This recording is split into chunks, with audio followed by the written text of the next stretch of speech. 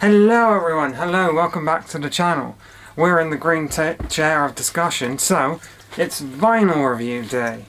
And today we are looking at Green Day Saviours, their newest album. Now, I know some people are going to say it. When I did my initial reaction to their two singles they released, I said I would not pick it up on vinyl. Now, I stand by what I said. You know, because I said it because their last album was atrocious, and I'd heard one of the singles and I didn't like it, but I don't know, I think back then because back then I wasn't really interested in saving money, and I was more than happy to just go and buy a new album. And I mean, that album is the only Green Day album I bought on vinyl and then sold, because I mean, I thought it was atrocious. It was really bad, and their advertisement for that album was somehow even worse than the album itself. It was so cringeworthy, and but Green Day had lost their way and it was properly shite. But the first single from this album, which we'll get into, The American Dream Is Killing Me, I thought it was alright, it was pretty good. And Look Man No Brains, in that original video I didn't like it, but it has since grown on me, and we'll get to that. But I planned to do my usual sort of, you know, first impressions video when it all came out on the 19th of January. But life, as it usually does, had other plans, and I was properly ill. I won't get into it, but I was very, very, very ill. And there was no way I was filming. And then that illness led on to another illness, and I was wiped out for like the last few weeks of January. But I did give the album a listen, despite not being able to film the first reactions, and I love it. I think it's their best album, going all the way back to 21st Century Breakdown. It's better than the trio of albums, it's better than Revolution Radio, and it is a colossal improvement over their 2020 record, Father of All. I mean, it is insane how much better of an album this is from their last one.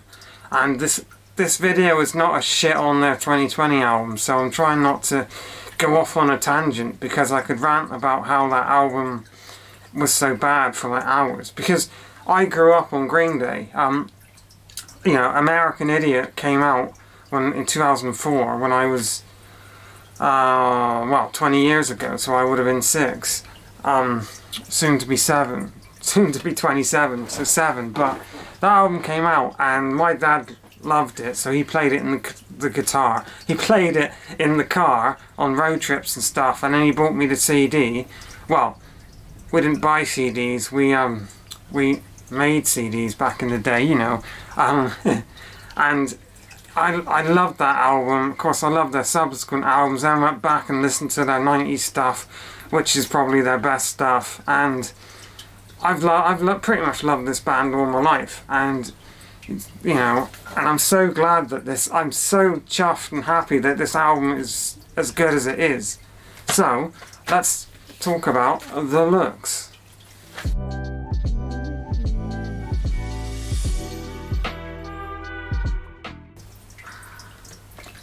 So, Green Day are back on their sort of political side of things. You know, they've always been, well, since American Idiot, they've always had a sort of political tinge to their music, which is fine, you know. But I personally don't like to talk about politics on this channel, because it's a subject that gets crammed into everything nowadays, and I feel like I'm just bored of it. But obviously, it being a very important topic on this album, probably the main focus, you know, it's not something that can be avoided. And basically, if you haven't guessed from the title track, this album's about how shit America is nowadays. And if you couldn't tell, I'm not American, so it would be difficult for me to talk about those issues facing America, but I can correlate you know, because I'm British and the UK is a shithole. It's awful. There are more food banks than there are Starbucks and McDonald's locations combined, and things like that. This country's awful too. So a lot of, like, you know, when Billy Armstrong's singing about how shit America is, I can sort of relate because I live in a shithole too, you know. But anyway, that's just my disclaimer. I love this album cover. I like the sort of pop punk pink. I like the, you know, the car burning. I mean, I don't know when this picture's from, but it does look like the 80s or the 70s. Obviously, there were a lot of riots in the 70s, in the UK especially, but I guess in the US as well. And I like this, you know, the pictures of the three of them on the back. And it is being produced by Rob Cavallo again. Did he do that last one? I don't think he I can't remember whether he did, but he's produced pretty much all their albums, I think. But we pull this out. We do have a poster. Just one last time. Some people like to pause. So I will show you the poster first, and then we'll get onto the vinyl. Gonna show it. Is it gonna be too big? Green Day. There they are. And then the back is just a lyric sheet. But I don't. Posters are very flimsy and focus on me. There we go. Posters are very flimsy and they tend to break, so I don't really put them up anymore, apart from my Prince one. But that's already been up for years, you know. So, but that one I'll be saving. Also the fact that, like, this year I'll be moving out with the fiance and she don't like Green Day, so I probably won't be putting that poster up. But there we go, that's going in there. Now, another thing I said on the channel is that I don't like buying, or I don't really buy coloured vinyl, because usually it's priced up a bit and you don't really need to buy it. This is a coloured vinyl. We have a nice pink and black embossed marble vinyl. Now I only bought this because it was the only one they had. I don't know, I went in, there's two main record shops that I would go to for new vinyl. And both of them, well, the first one didn't have any at all, and then this was the only copy of the album they had left. Apparently it's a hot seller.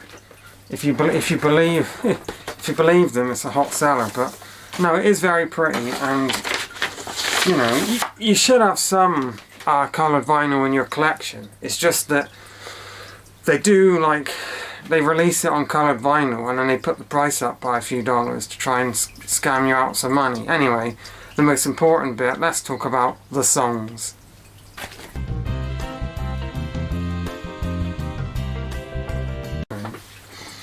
The first album, it's not the title track, but the first single they released, The American Dream Is Killing Me. It's a song that has grown on me a lot since it came out. Now I'm going to go again. The American Dream Is Killing Me, which kicks off the album, is also the first song they released as a single, and it's grown on me a lot. I absolutely love it. I love the repetition of the chorus. The American dream is killing me. The American... There's going to be a lot of singing in this video. And I like the lyrics are very political, you know, talking about double conspiracies and tearing down family homes for pricey condos no one can afford. And it's the same, you know, like I said, I can make correlations to the UK about tearing down homes and not building enough homes for the average person and stuff like that. And it's a very good opening track. It really sets the mood, and it's very reminiscent of 20 years ago with American Idiot. It is called, yeah, the title track and the opening track is American Idiot. I don't know why I've been second guessing myself all day. Look, man, I ain't got no brains. is the other single. They sort of released those two singles at the same time, which I did the original video on, and that song has really grown on me. It's very reminiscent, or very similar to a, what are they called? The Ramones. It's a very Ramone-esque track, very quick, very fast, very punky. The lyrics are very nonsensical, but for whatever reason I really like them. Like stuff like, I'm with stupid, but I'm all by myself. It's like, it's corny, but it's, I don't know, it's funny to me. I really like that song. And it's short and sweet, it's very pop punk, I love it. Bobby Socks, do you wanna be my boyfriend? Absolutely, I love that one too. It's very, I like how it starts off a bit slower, and then when it comes in with this sort of glorious, almost Queen-esque chorus, whereas like the vocals are double tracked and they're just, do you wanna be my boy? It's very good, very rocky. I love that song. One-Eyed Bastard. Now this song was, I think it was the last single they released before the album came out, and it got a lot of flack because it used the guitar riff from, or made famous by Pink on her song, I think it's called Whatever, you know, from like the 2000s. I'm blanking on how that song goes, but it is a riff that was used in that Pink song, and a lot of people were complaining, but it's not Pink's riff. She used it from an even older song. And you know, it's just something that happens. There's only so many riffs you can do on a guitar, and I think it really adds to the song. And I know it's like, it's not really a chorus, but the sort of double tracked bada bing bada boom, it's very pop punk, it's very catchy, and I love it. And it has me singing my head off. I love that song. Dilemma, which is probably the best song on the album.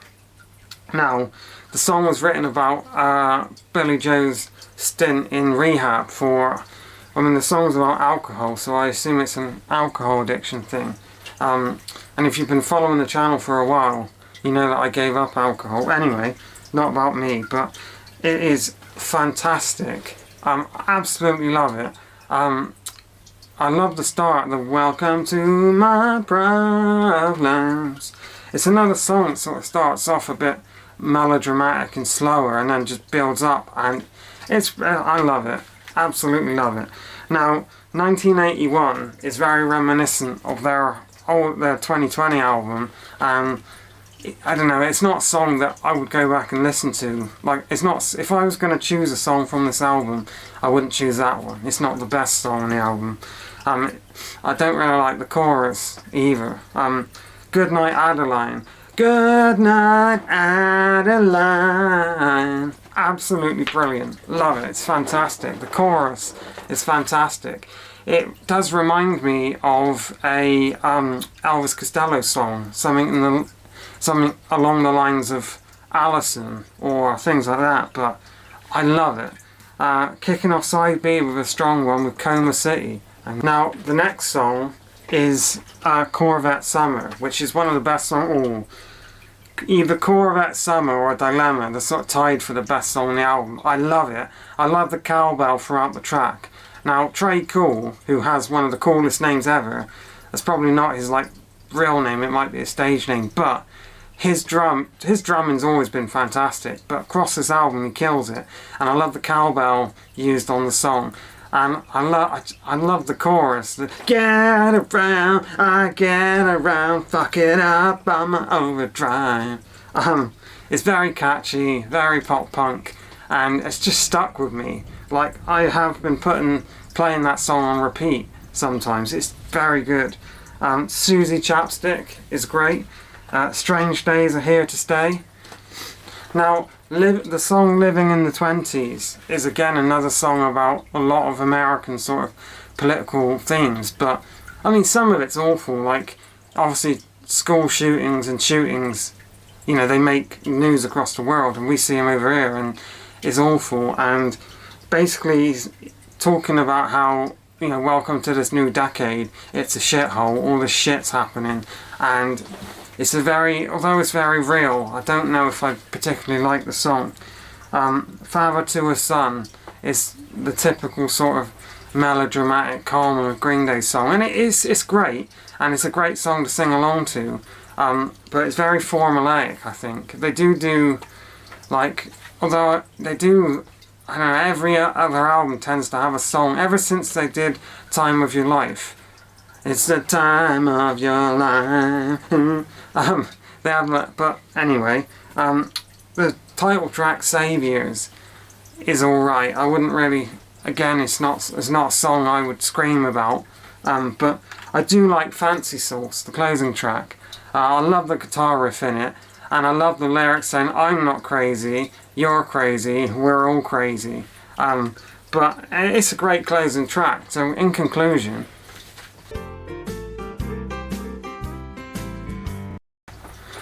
like I said before, this album's brilliant, and I can't get over how much better it is, and it makes me happy because Green Day are one of my favourite bands, and I'm just glad that they are back on form. You know, when I've done filming this video, I'm going to put this on and have a tidy up and edit this video. I'm just happy. I'm happy that... Oop, crap. Didn't mean to do that. Happy that Green Day are back. I would give this an 8 out of 10, which is really good on my rankings. And yeah, I know, I'm excited to know what you think of this album. If you have given it a listen. This video is almost 20 minutes long, so I'm going to cut it off there. Thanks for watching. Let me know if you like this album, and I will see you again next time. Take care, everyone.